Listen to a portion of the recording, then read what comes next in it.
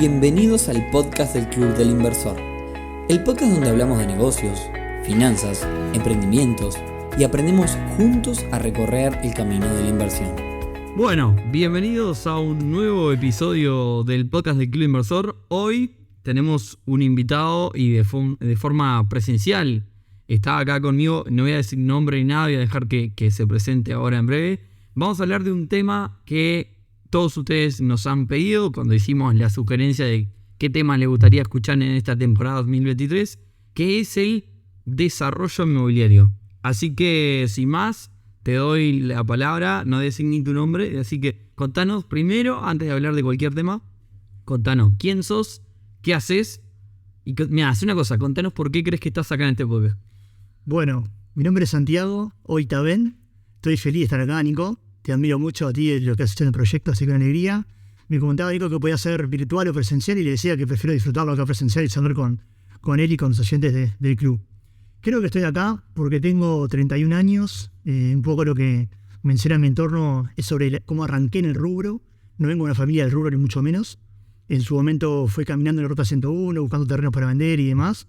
Y hoy soy o accionista o parte del directorio de varias empresas. En el tema inmobiliario, particularmente desarrollo, tenemos un parque logístico en Ruta 101, donde tenemos unas 20 hectáreas de tierra industrial que compramos hace 8 años y después muchísimo laburo. Hoy tenemos 8 galpones construidos y vamos creciendo. Soy parte de Pointer, una agencia inmobiliaria con más o menos unas 25 personas laburando hoy, un emprendimiento que es mi favorito porque me repercute mucha alegría diaria. Y también soy parte de Lagunas, un proyecto que viene en Barro Blanco de 400 viviendas, así que podemos también conversar sobre eso.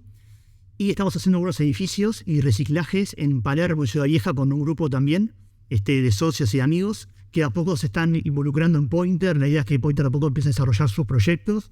Así que bueno, creo que tengo bastante para aportar. Bueno, vamos a hacer una cosa. Este podcast yo siempre digo que lo armamos pensando. Yo muchas veces incluso dije, lo pienso como que lo está escuchando mi madre y quiere un poco entender del tema del cual estamos hablando.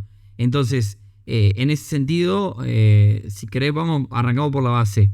¿Qué es una inmobiliaria con respecto a desarrollo inmobiliario? Porque muchas veces he hablado con constructoras, he hablado con inmobiliarias, te dicen, yo hago desarrollo. Al final del día, ¿qué es el desarrollo inmobiliario? Creo que el desarrollo, pensando así en voz alta, es pasar a la práctica un imaginario. La inmobiliaria vende el inmueble que existe, o que está en pozo y no le da los planos y demás. El desarrollo consiste en ver una casa a reciclar e imaginar un edificio. Y sobre todo hacer que las cosas pasen. Y ahí está la dificultad mayor. Creo que un concepto que define el rubro es que en la teoría y práctica son lo mismo. En la práctica no lo son. No, me ha pasado, Santi, de hablar con inmobiliarias y te dice, o con empresas que se dedican al desarrollo puntual y vos le decís, no, pero sos una inmobiliaria. No soy una inmobiliaria, hago desarrollo. O hablas con una constructora y dices, no soy una constructora, hago desarrollo. Entonces, ¿cuál es la diferencia entre una inmobiliaria y el desarrollo y cuál es la diferencia entre una constructora y un desarrollador inmobiliario? La inmobiliaria no tiene la imaginación para imaginar el proyecto, vende lo que uno le da. El constructor no tiene la imaginación para inventar qué construir. Uno le da el plano sobre el cual construir. El desarrollador contrata a la constructora, el desarrollador contrata o le exige resultados a una inmobiliaria en caso que la necesite. ¿Me explico? O sea, el desarrollador es la persona que está en todo el proceso y arriesga. El constructor no arriesga en el proceso. Yo te construyo, tengo mis adelantos por obra y te construyo lo que tú querías. Por eso hay mucho constructor que es constructor y no le gusta el desarrollo, mucha inmobiliaria que no desarrolla, muchos desarrolladores que no construyen y tampoco venden. Prefieren su rol de desarrollar toda la cadena de valor desde la búsqueda del terreno hasta la parte final. Por eso, justo te iba a plantear un caso de uso. Un desarrollador básicamente busca un terreno en una zona que pueda urbanizarse, digamos, o que tenga proyección de crecimiento. Después que encontró el terreno, digamos, que viene la parte de que se negocia, digamos, con los propietarios del terreno o se compra el terreno, digamos, corregime si voy mal y después básicamente busca inversión para desarrollar, o sea, arma un proyecto arriba de ese terreno correspondiente al lugar donde se va a desarrollar esa propiedad, que puede ser un edificio, viviendas y demás. Arma el proyecto, sale a buscar inversores que crean en ese proyecto y después subcontrata la construcción, la ejecución de ese proyecto y después otorga utilidades. ¿Ese es el proceso completo? Sí, pero Pero hay varios bemoles en el que contás que si no tenemos en cuenta es la diferencia entre un proyecto y un sufrimiento, un martirio, ¿ok? Primero, para encontrar el terreno hay que elegir la zona bien. y el formato del terreno. ¿Me explico? No es casualidad que Altius compra prácticamente solo esquinas. ¿Me explico? Entonces, hay que entender primero la zona donde comprar el terreno. No puedo buscar terrenos. Tengo que elegir una zona. ¿Cómo elijo una zona? Según el estudio de mercado que yo tenga de la demanda de cada zona. Esto, tengo varios puntos acá anotados para ir salpicando. Perfecto. Pero un punto clave es entender que la demanda manda. En mi opinión, en todos los negocios, pero hablo de este particular. ¿Qué la demanda manda? Yo no puedo hacer un proyecto de lujo atrás de Tres Cruces. Bien. No puedo. El segmento de mercado es otro. Pero sí puedo hacer... Le mandamos un saludo a la gente. No, bueno, pues yo te hice un proyecto atrás de Tres Cruces, te quedó divino, pero es apto para estudiantes, tiene balcón, tiene una sala de cowork. O sea, una de las claves es entender a qué público quiero apuntar y dentro de qué público quiero apuntar, en qué zona está ese público. Por ejemplo, el público que está en Punta Carretas se está yendo a lugares privados. De un segmento quizá no tan alto como Gratagona, La Juana, Pilar de los Horneros. Hay muchas personas de departamento de Punta Carretas que se están yendo jóvenes profesionales a los barrios privados. Entonces, ¿Y por qué está pasando eso? bueno, yo creo ahí el impacto de pandemia es clave, ¿no? Ha habido un boom. Verde, quiero verde. Quieren verde, el monoambiente que tanto le gusta a los inversores, ha bajado mucho la demanda en alquiler, porque la persona está buscando por lo menos un dormitorio para tener su estudio. Si tienen pareja, ya eso de la convivencia, incluso en un dormitorio es más complejo. Sí. Ha subido la demanda por 2 dormitorios. Entonces, perdón que sea tan histórico, pero antes de comprar un terreno hay que tener en cuenta a qué público voy a apuntar y por lo tanto en qué zona me quiero ubicar. Te pongo un ejemplo, Nico. Nosotros el proyecto de Atrás de Tres Cruces se llama Perto, ya está todo vendido, sé que no es comercial esto. Ahí incluso sacamos el proyecto de la ANB por fuera. Sí. Que el desarrollador nos decía, pero ¿cómo? Pero lo mejor que hay, no pago esto, no pago lo otro. Sí, pero la demanda me está indicando que precisamos, en ese caso, más monoambientes, poner estudiantes, que todos tengan balconcito, que tengan un box. O sea, hay que estudiar primero el mercado, la demanda y después ver qué terreno compro para apuntar a ese fin. Bien. Y en cuanto a la parte estructura, no sé si legal o estructura, el modelo de negocio de un desarrollador. Básicamente, bueno, hace un ratito hicimos todo el lineamiento de qué hace un desarrollador. Pero básicamente, ¿dónde, o sea, de qué patas va ganando el desarrollo? O sea, si en realidad, esto no te quiero preguntar de cuál es tu ganancia, sino básicamente es dónde interviene la ganancia del desarrollador. Es decir, levanto inversión como un edificio en pozo, levanto inversión y gano con una diferencia, digamos, cuando armé el proyecto, o le gano al terreno cuando lo compré, o le gano a la constructora, o es un poquito todo lado en el desarrollo general. Me encanta la pregunta, Nico, porque me afía a un tema súper importante. La clave del desarrollador es ganar un poco en toda la cadena de valor, pero no en una en particular, porque a veces se mezclan negocios. Te pongo un ejemplo. He escuchado, no, yo desarrollo porque consigo terrenos baratos. Si conseguís terrenos baratos, venderos a un mercado, hacés negocio, no moviste ni un ladrillo, ni papeles, y ganaste la plata. Si sos bueno en conseguir terrenos baratos, comprarlos baratos y venderos. Claro, entiendo. Si sos bueno en conseguir ladrillos baratos, armar un marketplace de ladrillos y vender ladrillos. O sea, acá no podemos buscar la diferencia solamente en el terreno o la construcción, es el desarrollo de toda la cadena de valor. Y armado esto, lo que armamos de la estructura legal, depende un poco de la responsabilidad civil que uno quiera tener, etcétera, ¿no? Yo por personal, y lo cuento, tenemos SAS. Es el modelo que encontramos, que tributamos hasta un 12% en un monto razonable, o sea, donde me siento más cómodo es con la SAS. Pero después la parte legal es clave también, me das pie para un tema muy importante, la parte de los contratos. Sí. Ahora estamos en un tema. Cada proveedor es importante que esté todo firmado. No solo por un tema de confianza, un tema que las palabras después se olvidan, qué arreglamos, qué no arreglamos. Entonces, nos jugamos un partido muy importante en los contratos. Es muy importante, en mi opinión, no ahorrar en asesores. ¿Me explico? El contrato no lo arma mi amigo el abogado. Mi amigo el abogado, un asado de fin de semana. Acá pensamos, un abogado que tenga experiencia en el rubro. Porque problemas va a haber. No conozco ningún desarrollo que no tenga alguna dificultad con el constructor, con el saneamiento, siempre hay algún problema. Alguien que se atrasa y afecta en el negocio nuestro. Es claro que estén las responsabilidades. Recuerdo un caso, hicimos un galpón de 4.000 metros cuadrados. Yo quería tener todo clarito en los contratos. El panarrayo. ¿A quién corresponde? Al inquilino que va a ocupar, al constructor, al llave en mano. Y lo pagué yo, 8 lucas. El panarrayo. Entonces es importante lo que decía, imaginarse la práctica de la teoría que estamos pensando y ahí trabajar fino en todos los procesos. Claro, bien. Y para realizar desarrollos, ¿no? Digamos, me imagino que hay equipos, o sea, alguien tiene que haber un cerebro, posiblemente en tu caso sea vos, pero más allá de eso tenés arquitectos o arquitectas, digamos, escribanos, o sea, o tercerizás todo, digamos, ¿cuál es el equipo de una empresa que desarrolla? Bien, primero hay que elegir los socios, ¿ok? Yo soy partidario de no hacer nada solo. Yo no icono nada solo, por el simple hecho que ya compartir con alguien ideas creo que te ayuda a crecer. Sí, sí, sí. Entonces precisamos primero, ese es el rol más importante, el del arquitecto, de confianza nuestro, que es el que va a controlar a la constructora el día de mañana. No existe, por más que las constructoras obviamente lo ofrecen, la constructora que te ofrece el paquete ya en mano y la dirección de obra incluida. La dirección de obra, recapitulemos un poco, anteproyecto es cuando empezamos a tirar líneas de lo que se puede hacer. Proyecto ejecutivo ya son esas líneas más pro, ¿verdad? O sea, cómo va a ser la pared, el piso, la memoria descriptiva, un montón de detalles mucho más engorrosos. Y dirección de obra es el arquitecto que controla que la constructora esté realizando el proyecto ejecutivo que le dimos. Entonces yo no puedo poner a controlar al subcontrato.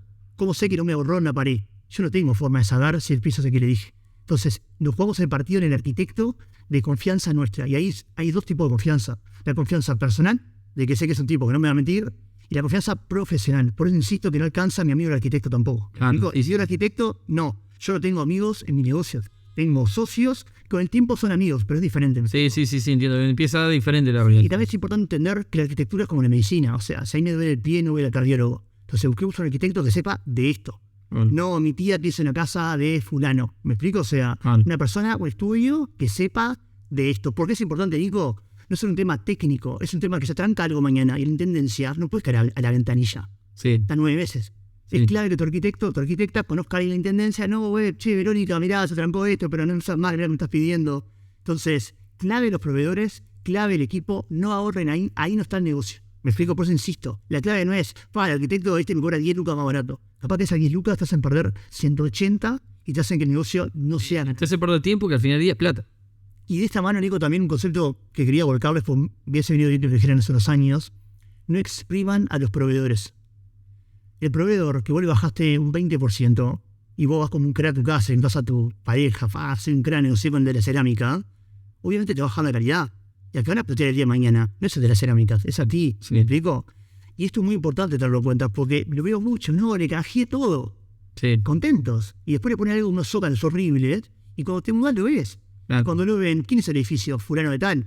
Entonces, a menos que quieras irte a vivir a Tailandia y vivir de mindfulness, si vas a seguir haciendo el negocio en Uruguay, tenés que hacer un buen proyecto porque es tu nombre que está en juego. Construyas o no, que tengas restaurantes, o sea, tu nombre está en juego en lo que estás haciendo. Te hago una pregunta como desarrollador, ¿no? Por un proyecto puntual que me llegó acá en una zona céntrica, como te digo. Es un proyecto donde en el lugar hay 2 casas hoy. Bien. ¿Está? Y justo una cosa que le preguntaba, una duda que de principiante que preguntaba es, vos, pasé por las casas y la gente sentada en la puerta de su casa como si nada. ¿Qué van a hacer? ¿Van a llamarlo? ¿Le van a echar? ¿Le van a comprar? ¿Cómo de repente detectás que en un lugar, en un 3 manzanas, hay una necesidad? Y encontrás justo el predio exacto para tu edificio. Que vas y hablas con el de la casa, mira, ¿sabes qué? Mañana quiero demorarte toda la casa, tenés que irte acá, te voy a pagar. ¿Qué es lo que se hace? ¿De la casa es el dueño o el inquilino? Así que, bueno, ahí no sé, porque yo no me paré a hablar con la gente, pero me pasó de pasar con el auto, mirar para adentro, y de repente la gente de su casa como si nada, y a mí me han dicho, che, mirá que acá vamos a hacer un edificio. Bien. Yo decía, yo me preguntaba, ¿qué hablaron con esta gente? Bien, a ver, el valor metro cuadrado de la tierra, a medida que va subiendo, ocurren cosas medias ridículas, de que quizás hay una casa preciosa, se tira abajo para hacer el edificio, ¿no? Claro, eso es lo que me pasaba. Exacto.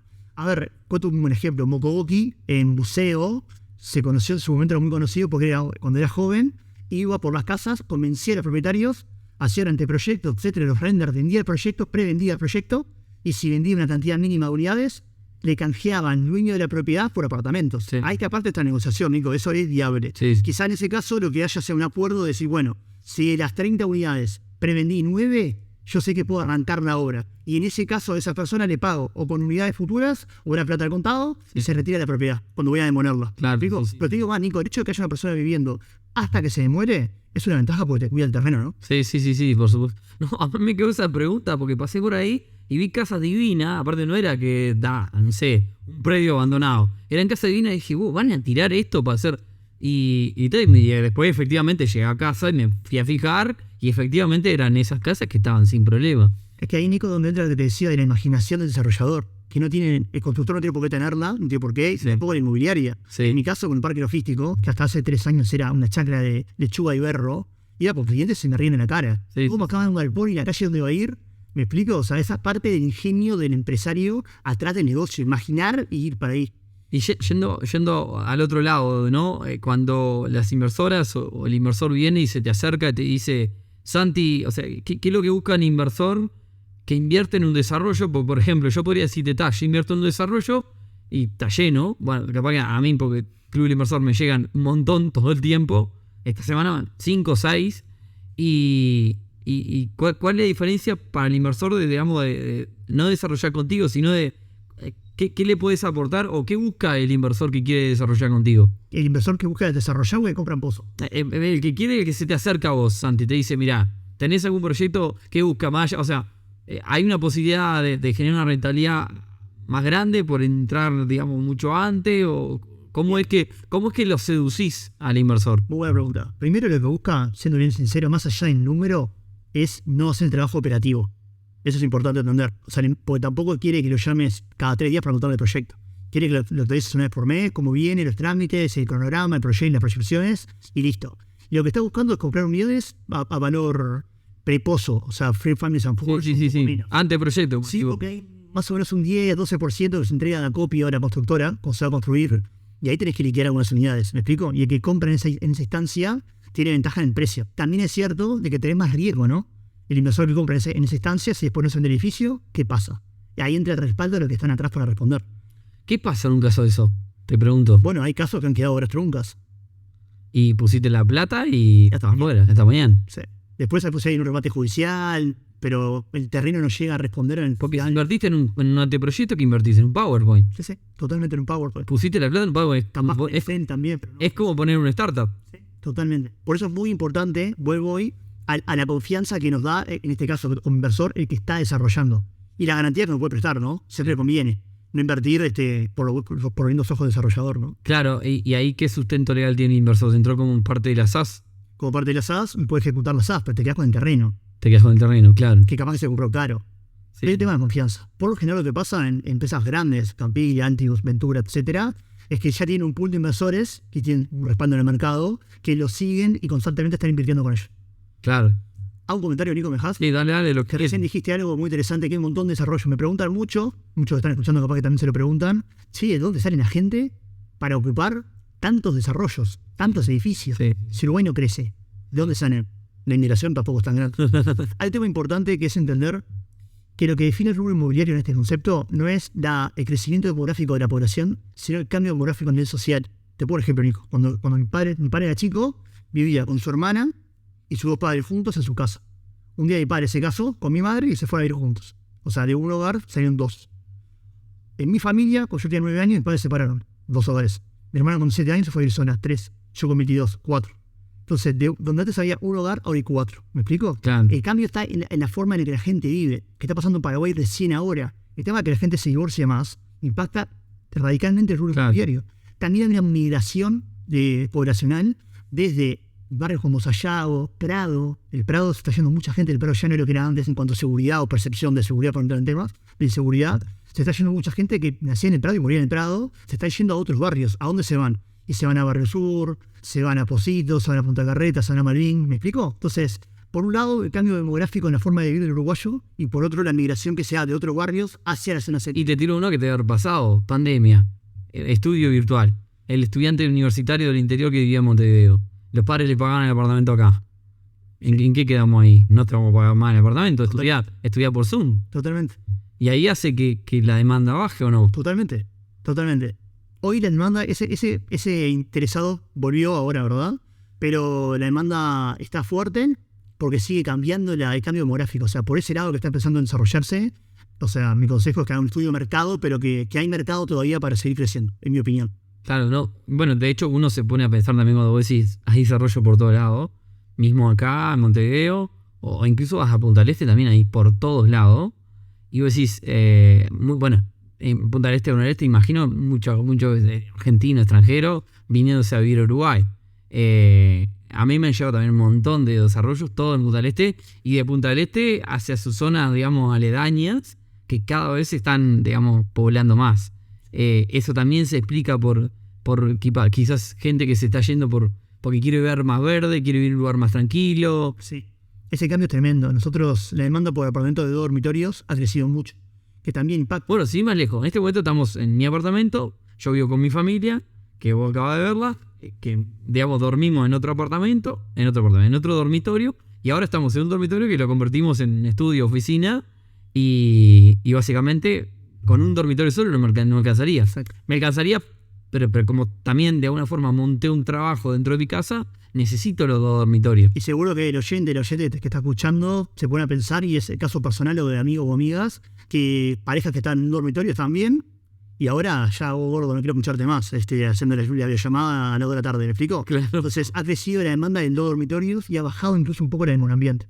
Son cosas que uno va viendo en el... Capaz que el ambiente te da una sensación de encierro o de... Claro, después de la pandemia cambió mucho. Aparte del público, esta es mi opinión personal, el público del monoambiente te alquila unos años, pero cuando puede se va. Claro, El de uno dormitorio se queda. se queda. Que a veces cuando veo la rentabilidad por un año me da un poco más el monoambiente, pero lo tengo 2 meses vacío para alquilarse y ahí la perdí. ¿Y alquiler temporal? ¿Te piden mucho para Airbnb y cosas así? Nos piden, pero la realidad es que hoy funciona bien Airbnb. O sea, mi consejo, nosotros, por no ser mi empresa, buscamos un servicio de excelencia, no jugar al manchado. Me explico, tengo un cliente, a ver si lo puedo colocar y con una comisión. Entonces yo no puedo agregarle un valor real. No, pero yo me refiero a buscar hacer un desarrollo pensado en apartamentos para el turismo o para gente que viene de paso por la ciudad. Bueno, hay varios proyectos en Montevideo de eso. Yo prefiero no innovar en ese sentido. Creo que les va a ir bien. Porque estamos de acuerdo que, a ver, vos sabés bastante sobre inversiones, estamos de acuerdo que es más rentable el alquiler temporal que el alquiler en términos de puntos de rentabilidad. Sin duda. En términos de puntos. Que bueno, yo saco la cuenta, el apartamento donde estamos en este momento deja un 4,5 anual a su propietaria. Yo estoy alquilando. Y si básicamente lo alquilan por Airbnb, la rentabilidad que le puede dejar a su propietaria, capaz que 8, 9, 7, que depende cómo lo maneje. ¿Con cuántos días alquilado? Y capaz que con la mitad del año alquilaban. Buenísimo. Entonces, también, obviamente, como siempre lo mencionamos en el club, a más puntos de rentabilidad, más riesgo y más, en este caso no sé si más riesgo, pero más tiempo insumido. ¿Tá? Porque ahí tenés, o metés una empresa o alguien en el medio que lo administre, como hay muchas hoy están abriendo muchas administradoras de Airbnb.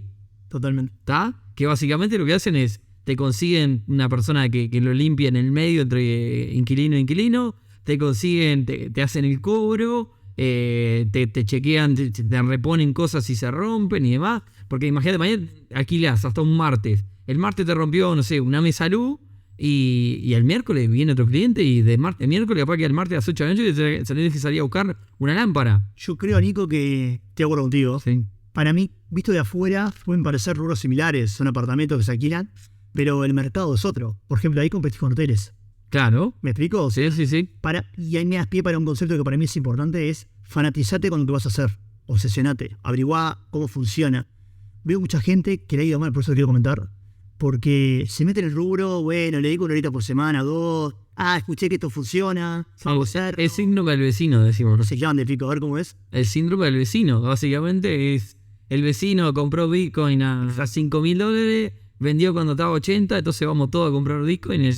No teníamos ni idea de lo que hizo el vecino, pero como el vecino lo hizo, pimba. Totalmente. Y nos clavamos. Y digo más, se cuento una infidencia de la charla que tuvimos con Nico previa, cuando me invita a venir. Sí. Yo le dije, Nico, pero contarle capaz que hay competencia, etcétera. Sí. En realidad, y Nico lo que me dijo fue, Santi, la idea es que cuentes un poco, lo que están arrancando y demás. Y un poco lo que me animó a venir fue, conozco tanta gente con muy buenas intenciones, que por meterse a medias, le fue como fue el caso del Cibercafé, el caso de la cancha de pádel. O sea, tengan cuidado, si se van a meter, háganlo, consigan, como estábamos hablando recién, consigan buenos socios, consigan buenos proveedores, proyecten bien los tiempos, es algo importante. Si la constructora te promete 2 años de plazo, vos vendés y prometés 2 años y medio. ¿Me explico? ¿Por qué? Porque no van a ser 2 años. Siempre va a pasar, se va a trazar catastro de la fórmula B. ¿Y qué te decía yo? Lo que yo te decía en esa charla que tuvimos, que no querías venir, pero está bien. No, y yo te decía en esa charla, te lo decía, este podcast, como cualquier otro, porque yo escucho un montón de podcasts, te sirve como inspiración, es decir, más allá de que se develan los secretos, llámese secreto de un negocio, no importa. Nosotros en el club pasamos develando secretos de todos los negocios, pero básicamente este podcast es más inspirativo, o sea, yo me pasa a escuchar un montón de podcasts de otros lados, de otra parte del mundo incluso, y capaz que escucho gente que no sé, que la sacó del estadio en el mundo de la carpintería, y la verdad que yo no armé una carpintería porque lo escuché, sino que capaz que saqué algunos tips de gestión, saqué algunos tips de cosas que hicieron para, digamos, de trato al cliente y demás. No quiere decir que la gente que escuche esto no pueda poner una desarrolladora. Lo que quiere decir es que escuchar este podcast y arrancar una desarrolladora estamos a años luz. Sí, de acuerdo, Nico. Y también te digo que si alguien arranca, ya se viene al mercado, porque competencia va a haber igual, y le vamos la vara al mercado. Porque a veces nos comparan, me pasa en Pointer como inmobiliaria, me comparan con colegas que no laburan bien, y a uno le cuesta más vender su laburo. Entonces, si alguien escuchando esto se anima a emprender y hacerlo bien, bienvenido sea. Y claro. Y del mismo modo, Nico, a mí alguien me ayudó en su momento. Familia. Pero mira, lo que me pasó contigo, me pasó contigo y con un montón más, ¿no? Vos me llamaste en su momento, che, Nico, me gustaría hacer un podcast para hablar de negocio, emprendimiento, que es algo parecido a lo que hacemos nosotros. Me han llamado otras empresas para hablar exactamente lo mismo que hablamos nosotros. Entonces me pasó que alguna persona me dijera, pero ¿cómo le vas a dar todos los secretos y todo el manual de cómo hacer lo que haces a otro que va a hacer lo mismo que vos? Pero le digo, yo te dije una cosa, que lo mismo que le digo a toda persona. A ver, nosotros estamos dentro de los podcasts más escuchados de Uruguay. Pero la cuestión es que este podcast sale hace 150, creo que este es el 147. Casi 150 episodios, 150 viernes. Estamos hablando de 3 años. Para lograr lo que nosotros logramos, y no quiere decir que le hayamos acabado del estadio, simplemente estamos un poquito mejor que cuando arrancamos, y para lograr lo que logramos pasamos 150 viernes. Entonces, no es lo que yo te pueda, todos los secretos que yo te pueda decir ahora y cómo hacerlo, sino es que vos te tomes el trabajo de estar 150 viernes haciendo lo mismo, y ahí después hablamos. Entonces, ahí está la clave. Estoy de acuerdo contigo, y esto que decís, para mí es clave que lo entienda el que está escuchando y quiere desarrollar. Hacelo, pero hacelo de la forma que Nico hizo el podcast. ¿Me explico? O sea, dedicarle tiempo. No es un hobby, es una responsabilidad grande. Tengan presente que, hay errores que no son 8 o 10 mil dólares. ¿Me explico? Capaz que es muy grande. Entonces, asesórense bien. No ahorren en el abogado que arma el contrato. No expriman a los proveedores. ¿Me explico? Sí. Otro consejo que puedo dar, que me venía que me lo diera en su momento, que los inversores sean personas que entiendan del rubro. No tienen que ser un experto estadounidense, pero un tipo que sabe que si atrasa la obra no pasa nada. Porque si buscan inversores financieros para este caso, que mes a mes les cobran el 0,8, el 1, no sé qué, mes a mes que pasa te estresás más, te complica el negocio, etc. ¿Sabes qué? Estás diciendo, me estás tocando puntos que esta semana fueron claves. Yo he contado muchas veces, digamos, yo hago negocios financieros, que básicamente se trata de adelantar pagos y demás, y me ha pasado de trabajar con otra gente, entrar en conjunto en algo con alguien más, y me he enojado un montón muchas veces porque quizás ese alguien más viene del palo de otro palo, no entiende nada. Entonces, ¿qué pasa? Cuando llegó el momento del cobro, se atrasó el cobro 2 días. Entonces ahí viene esa persona que entró en esa oportunidad de un negocio financiero y al final del día se enloquece y piensa que es el fin del mundo, llama a todo el mundo, porque obviamente que se quiere pelear con el océano entero y básicamente, termina, digamos, perjudicando a todas las partes porque termina saliendo un negocio sucio, ¿no? Porque terminan relaciones tensas entre todas las partes y demás, y al final uno se enoja y dice, bueno, a ver, si vos no estabas dispuesto, dado la tasa en la que entraste en este negocio, no estabas dispuesto a esperar 2 días, entonces básicamente no entendías este negocio, porque esto era parte del riesgo que vos estabas asumiendo. Totalmente. Entonces, ahí ese inversor o inversora termina perjudicando el negocio. Un ejemplo concreto, el parque logístico nuestro tardó 5 años más del proyectado. ¿Por qué? Porque había pocos proyectos, como polo empresariales en Canelones, tardó 5 años más. José Pombo es como mi gran maestro español, tiene parques desarrollados en España, Estados Unidos, como sabe cómo es el rubro. Me dice, Santi, tranquilo, eso cada año vale más. Bueno, José, pero quiero que salga. Tranquilo, Santi, va a salir. Pero ¿por qué entendía el rubro?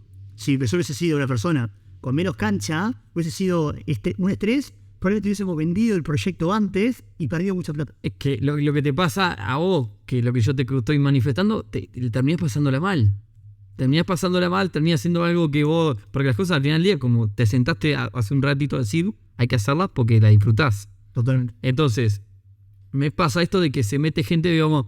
Acá lo importante cuando vos, si querés dejar una lección a la gente, lo importante cuando entras en algo en conjunto, lo importante es que todos entiendan en lo que se están metiendo, y el entender implica asumir, tomar la responsabilidad, ponerle pecho a la bala cuando algo se complica, dado que, a ver, no querés complicaciones, andá y compra un bono, que ahora los bonos están pagando un dineral. Totalmente de acuerdo. Entonces, si vos no estás dispuesto a aceptar una complicación, no te metas porque obviamente estabas entrando en una tasa altísima y era parte del riesgo. Totalmente de acuerdo. Entonces creo que digamos, en ese sentido, vos decís que el inversor que viene a comprar en Pozo en general también es el mismo del desarrollo y demás. Suele serlo, pero es importante que ahora el desarrollador, el que está escuchando y se va a animar a emprender, va a ser el que va a ir a buscar a los inversores. Nadie le va a llamar a decirle, che, ¿usted por casualidad de desarrollo quiere invertir? Uno va a ir a buscarlos. Sí. El consejo es, empiecen a ir a buscar a los que están vinculados al rubro, a los que saben que han construido algo.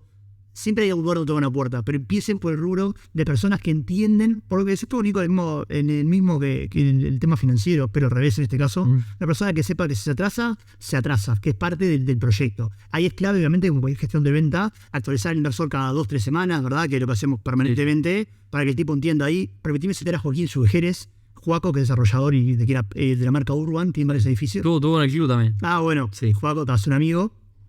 Y Juaco una vuelta me dijo, Santi, ¿sabes qué importa más que la tasa del 6,5, 7? Que lo llames al tipo. Que lo llames y le digas, viene esto, se atrasó un poco por esto, que lo tengas al día. Eso también es muy importante en el desarrollo. Porque hay veces que de que el tipo puso la guita a que está la unidad pasan 2 años. Sí, claro. 2 años. Sí. Y el tipo, si uno no actualiza, capaz que viene bárbaro. Pero el valor percibido por el cliente no se va a lucir si yo no le digo, hola cliente, hola inversor, mirá que tengo esta fase aprobada, tengo esto, tengo lo otro. Entonces, sean cuidadosos con los inversores, porque aparte, si les va bien, son los primeros que van a acompañar en el proyecto que viene. Claro, sí. Al final del día es relación de confianza. El Club Inversor es una comunidad de gente que busca entrar en un círculo de confianza. Listo. Esa es la definición así, por defecto. Lo que te quería preguntar, ¿el inversor o la inversora te preguntan, pues che, ¿y por qué esto no lo hace un banco? ¿No te lo dicen eso? Sí. ¿O qué rol cumple un banco en el desarrollo? ¿Participa? ¿No toca pisto? ¿No nada?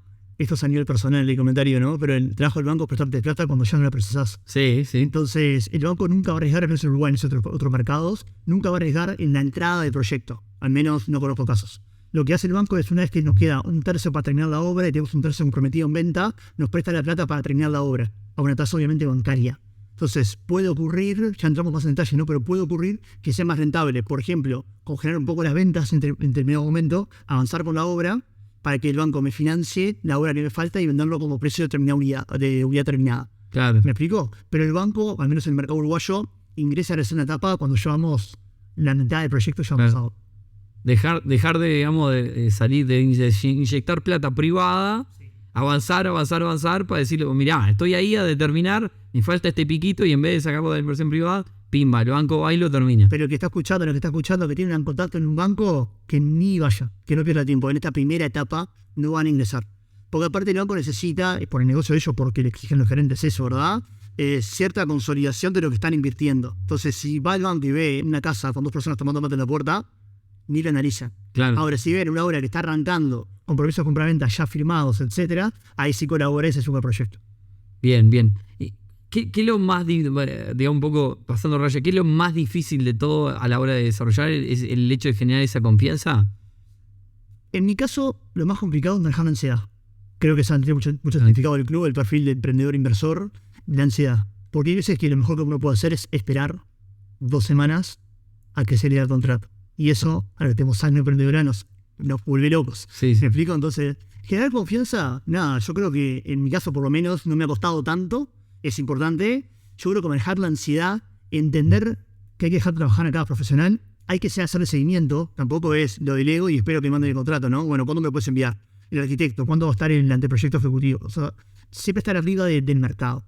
Algo muy importante, te cuento algo único. Es muy común, si se fijan en la ciudad lo van a ver, grupos que se juntan y hacen 1, 2, 3 proyectos y se disuelven. Muy común. Sí. Lo que suele pasar ahí es que algunos socios trabajan más que el resto. Entonces el primer proyecto somos todos míos, El segundo también. Bien. Y el tercero, sí, pues, loco. Yo laburo acá todo el día, ustedes otro negocio, al final no vamos a ver lo mismo. Un consejo, permitidme darle también al que va a arrancar. Perfecto. Pongan un sueldo al que esté operativo. ¿Me explico? O sea, Sí. un ejemplo, en el edificio que estamos haciendo en Palermo, nosotros somos 4 socios, de los cuales Matías, además de ser el accionista principal, tiene un sueldo por mes. Matías socio del club también. Sí, claro, Mati, fan del club. Sí, sí. Mati tiene un sueldo por mes. Eso le permite, claramente, el sueldo no es para hacerse rico, es para subsistir mientras se hace la obra. Pero la única forma en que Mati pueda dedicarle tiempo al proyecto es que pueda tener algo de plata para pagar las cuentas. Entonces también Si no comes, no trabajás. Chau. conozco muchos grupos que se han peleado y me da pena, porque eran amigos, etcétera. Si se juntan 2, 3 en un proyecto, vean la responsabilidad de cada uno. Sí. Y mi consejo es que el directorio funcione como directorio, que oficie cada 1, 2, 3 semanas con temática por orden del día, pero que haya una persona responsable, que además sea socio para que le duela si las cosas salen mal, ¿no? Obviamente, Sí. que presente los temas, que lleve la batuta y tiene que ser el mejor. En este caso, Mati es un crack y está muy metido en el tema. Y eso nos permite tener confianza de que lo que estamos haciendo va bien. Entonces, un consejo clave es: no arranquen codo a codo, socio, vos para adelante, porque Claro. suele haber en el corto y mediano plazo conflictos con este tema. Y esto aplica, Nico, a todos los proyectos. A todo, al emprendimiento en general. Mucha voluntad y poca técnica. Totalmente. O sea, si todos queremos ser Luis Suárez y ganar un mundial, pero Luis Suárez tiene cualidades técnicas que yo no tengo. Entonces, voluntad capaz que tenemos todos, 3 millones de uruguayos. Entonces, eso aplica a cualquier Bueno, esto es un tema re importante, Nico. En nuestro caso, por ejemplo, éramos 3 al principio y asociamos a este español que comentaba antes, a José. Tiene 70 años y mucha experiencia en el mundo de desarrollo inmobiliario en España, Estados Unidos, Uruguay. ¿Qué nos podía dar él? Y bueno, que con Mati, Gonza, Barbosa y yo tenemos todos los 30 años. ¿Me explico? Claro. Entonces, 31 en mi caso. José nos daba un poco de experiencia. Sí, muchachos, miren que eso no es tan así. Mejor vamos por este lado, guárdense con esto. Entonces, lo que sea vos, Nico, cuando armen el equipo, en todo el negocio, ¿no? Pero bueno, hablo de desarrollo inmobiliario, armen un equipo multidisciplinario, no pueden ser todos nuevos con ganas. Sí, sí, Tiene que haber alguien que tenga una noción técnica, alguien que tenga buen gusto. ¿Me explico? Que no es mi caso en el grupo. O sea, hay que tomar varios temas. Permitidme tirar otro concepto que he visto muchos errores.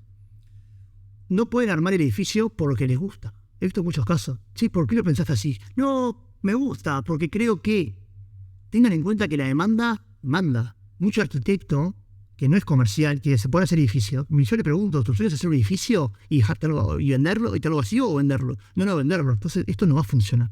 Entonces, estudio de mercado. Otro tema importante, veo mucha gente que define los costos en el precio de venta por los costos. No, estoy esperando a ver cuánto me cuesta bien la unidad para ver qué precio de venta pongo. Eso es un error.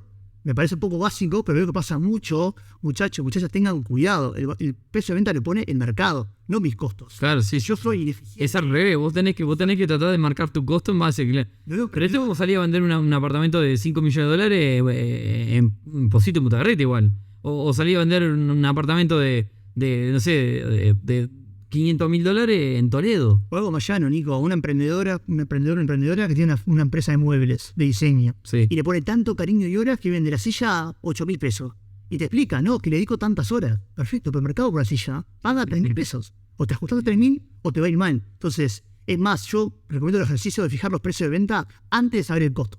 ¿Me explico? ¿Con quién? Con inmobiliarias que conozcan, que le den confianza a nivel personal y profesional, que conozcan el mercado, que vivan la zona, lo que sea. Pero primero fijen el precio de venta y después cuando tengan el costo, ven si el negocio o no negocio. Claro. Y hay un tema, Nico, también, la reversa, nuevita, además se trata de esa nuevita. Y sí. Hay mucha gente que en el fanatismo de hacer el proyecto, no, pero esto no es tan así, porque ahora vienen los argentinos y sube el precio, y van para adelante y después se entierra. Son pequeñas cosas a tener en cuenta para hacerlo bien, pero me parece importante esto, fijar el precio de venta, después ver el costo. Y si el número cierra, y el costo no es solamente el costo de la constructora, ¿no? Es el costo del contador que me ayuda de la parte fiscal. ¿Laburás siempre con las mismas constructoras y demás? No. No. Bueno, mira, Pero tenés un grupo de, digamos, porque ahí es clave, ¿no? sí. Tengo mis preferidos, ¿no? Sin duda, pero capaz que una constructora en un momento está con mucho laburo y te pasa un precio como para, bueno, si lo agarro, si no, ¿me explico? Sí. Entonces, también siempre hay que pedir dos, tres proveedores de todos los rubros. De todos los rubros. ¿Por qué? Me parece a mí, uno por los inversores. Si bien que hay un solo proveedor de algo, Capaz que hay tongo. exacto. Sí. Parece que eso, pero no. Sí. Y número dos, capaz que quedás pegado. Porque capaz que vos pensás que como impresionero es. O sea, siempre Sí. dos, tres precios. No sea cosa que el que te vende ladrillo es también Santiago. Exacto. Claro. Bueno, puede pasar. Entonces son cosas que hay que tener en cuenta también. Bien. Estamos hablando de un montón de cosas. Me gustaría también, vos mencionaste al vuelo cuando arrancamos, básicamente, cuál es tu empresa, cómo la gente puede, no sé si a vos también te interesa, digamos, que la gente vea lo que vos haces y más, porque digo, a mí me parece que está muy bueno, me parece que es una oportunidad también para difundir un poco lo que haces. Así que si querés, también te invito a contar cómo la gente los puede contratar, ver los proyectos que tienen, ver, no sé si ustedes hacen la comercialización también del proyecto. Sí, bueno, nosotros en el grupo de empresas que tenemos Pointer, que es la agencia inmobiliaria, es una inmobiliaria que vende proyectos, tanto de los nuestros como obviamente de terceros. Tenemos varios a la venta. La gente, ¿dónde puedo entrar? Pointer.com.uy. Pointer.uy. Sí, y somos muy quisquillosos con lo que estamos hablando. O sea, por lo general rechazamos los proyectos de lo que tomamos. ¿Me explico? Porque vemos cosas que no nos parecen vendibles. Lo ideal, tanto Pointer o de confianza que tengan, es sumarlo al proyecto de etapa más temprana. Che, fulano, Pointer en mi caso, o quien sea que les dé confianza, quiero hacer este proyecto, ¿qué opinas? Insisto con el caso de Atrás de Tres Cruces. Iban a hacer proyectos sin balcón, sin sala de cowork, y viendo que el público va a ser estudiante, porque nos llaman todo el día. ¿Me explico? Sí. Lo adaptamos a eso. Entonces, creo que es muy importante ese punto. Tenemos Pointer, por un lado, tenemos más de 20 personas, somos casi vecinos, nos vamos ahora a 21 de septiembre y Grito Blanco. Así que eso ya bajó, todos bienvenidos a pasar por ahí. Tenemos Álamo, que es de inmuebles industriales, que la fundé con 21 años, que está específicamente en el rubro de inmuebles logísticos y residenciales. Tenemos, Roba 101, que es el parque logístico, ahí en Ruta 101, tenemos, como contado, 108 galpones construidos, y después bajo la marca 100, estamos haciendo los edificios que comentábamos. Bien, así que, ¿y qué cantidad de proyectos tenés en total? Y debo estar en unos 5 proyectos y una fundación. Bien, eso es en cuanto a edificios y demás. Sí. Bien. Bueno, el proyecto más ambicioso que tenemos hoy día, con Jorge, que le mando un abrazo también, es fan del club, y es un proyecto de 400 viviendas en la zona de Barros Blancos, localidad entre Pando. Sí, conozco. Y Ruta 101. Mucha demanda. Sí. Ahí compramos un terreno de... ¿Por dónde están los aromos? Por ahí. Ahí, sí. Exacto.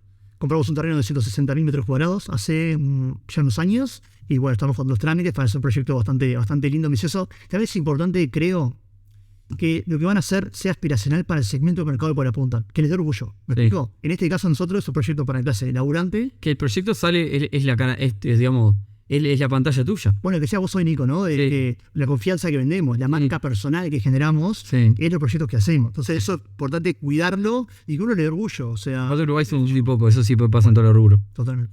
Algo, y como siempre se dice, te fuiste a quedar en un hotel, la pasaste mal, enseguida le contaste a todo el mundo. Te fuiste a quedar en un hotel, la pasaste bien, capaz que le contaste a tu familia y ya está. O sea, el rumor malo termina siendo 1000 veces peor que el rumor bueno. Estoy viendo que teníamos un montón de cosas, teníamos digamos, un esquema de cosas de que hablar, pero bueno, la verdad que nada, Santi, me encantó la charla, me parece que pasamos por más de lo que yo pensaba del rubro de desarrollo inmobiliario. Yo hace tiempo que vengo siguiendo un poco lo que haces, muchas veces de costado, sin que vos mismo sepas en realidad, porque muchas veces tarde o temprano por un lado llegaba a vos.